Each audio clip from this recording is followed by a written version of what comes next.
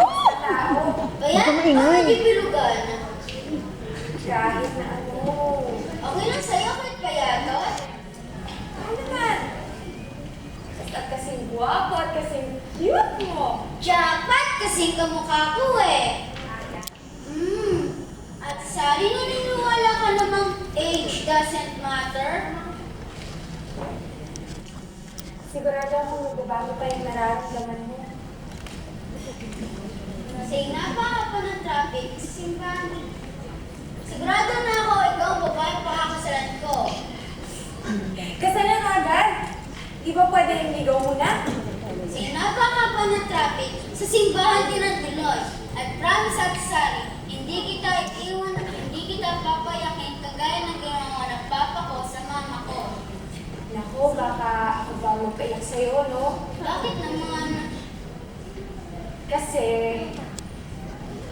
hindi ako madaling mahalin. Alam mo, balang araw, sana makapunta ako dito sa sabi mo.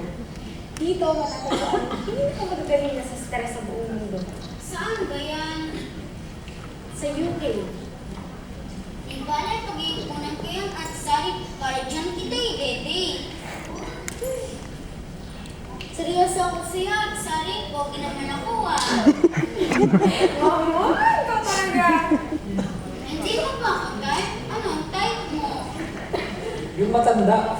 Kasing ganda mo, kung magpapagwapo ka ng Amerikana sa reception, hindi po dito. Naman, siya si Jenny.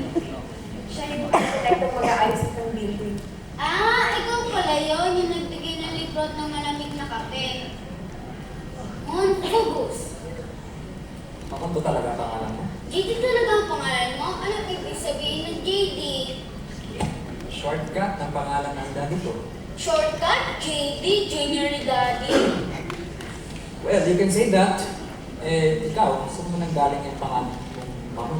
Romancito, junior din ako ng tatay ko. Naliligo ko ba yung Ate Sally? Paalala lang, kung sino man sa ating dalawa ang sagutin ni Ate Sally, walang mapipikon ha, ang pikon talo. At kung sino man sa ating dalawa ang piliin niya, dapat hindi siya sasaktan. Ang babae kasi minamahal, nire-respeto, inaalagaan, hindi iniiwan. Nagkakaintindihan po ba tayo? Yes, sir. May the best man win.